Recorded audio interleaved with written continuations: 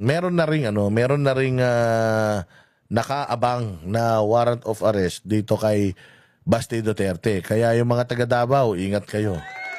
Ingat kayo sa mga taga Davao, ha. Merong warrant of arrest na din ng sedition dito kay Basti Duterte. Sabi ko sa inyo, iisa-isahin nila yan, ubusin nila yan, and manggugulo sila dyan sa Mindanao. Noon pa, gusto na nilang manggulo dyan sa may Davao eh. Malapit na rin magkagulo dyan sa may BARM. Kasi nga, noong pinakialaman nila yung BARM, pinakialaman ng gobyerno yung BARM, di kasi kayo nakikinig, putang ina nyo eh. Dine-expose natin yung pangingialam nila sa BARM, putang ina nyo, hindi kayo nakikinig. Tapos ngayon, ayan na. Pinalitan na nila yung mga leader sa BARM, and yung mga taga-BARM ayaw nilang tanggapin yung itinalagang leader ng gobyerno.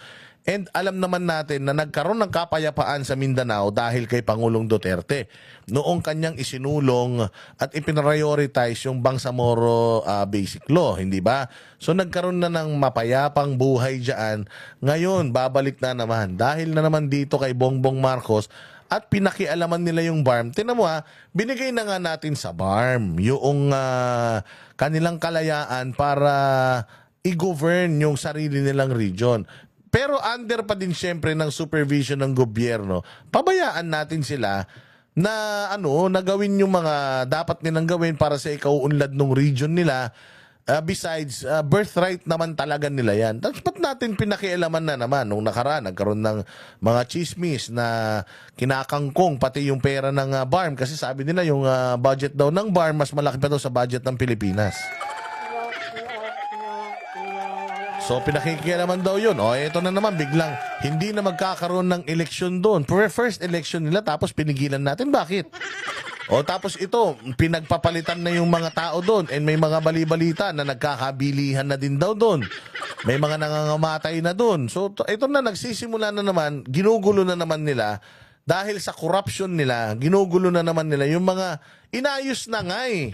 Inayos na din Pangulong Duterte, ginugulo nyo na naman eh. Tapos magkakaroon na naman ng walang katapusang patayan dyan. Kasi dyan na nagpapatayan, sila eh. Inayos na nga eh, ginawa na nga peaceful ni Pangulo yan eh, ni Duterte, tapos ginulo nyo.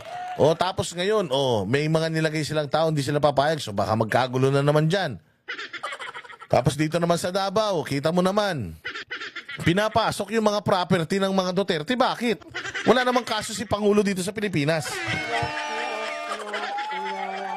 Di ba nga, wala rin isang kaso dito. Ang kaso ni Pangulong Duterte nasa ibang bansa. Bakit Bakit papasukin yung mga property niya? Ano yun? Ano naman nangyayari? Bakit ganyan? So, gusto talaga nilang inisin yung mga taga Davao para yung mga taga Davao mabuang. Tapos mangagat itong mga taga Davao, lumaban itong mga taga Davao, tapos ayan na. Magdideklara na silang martial law. Anong gagawin nila sa Davao? Walang eleksyon. Lalagay nila yung mga Nograles.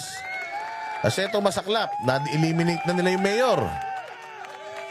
Yung mayor, kasi hindi nila kayang manalo sa Davao, mga bossing. Hindi nila kayang manalo ng patas sa Davao. Kaya ngayon, itong mga kumag na nagsasabuatan dyan, una nilang in-eliminate si Pangulong Duterte. Siyempre, si Pangulong Duterte, tuloy-tuloy pa rin yung kanyang pagiging kandidatong mayor. Pag nanalo si Basti, nanalo si Duterte, wala si Duterte, si Basti pa rin ang mayor. Ngayon, ang gagawin nila, wala na si Duterte, si Basti naman ang kanain natin. Ngayon, si Basti naman ang kanain natin. Anuhin natin, sampahan natin na masandamukal na kaso para makulong. So yan, nakaredy na din yan. One of these days, makikita nyo kung papatay-patay tayo, pati si Basti, wala na yan. Aarestuhin nila yan si Basti. Ganun ang nila, kasi nga sabi ko sa inyo, ang isang kademonyuhan, pag pinayagan natin, susundan nila na yan, mas marami pang kademonyuhan. Kaya kung ganito lang tayo, petiks-petiks lang, ibahala, magugulo talaga ba yung Pilipinas?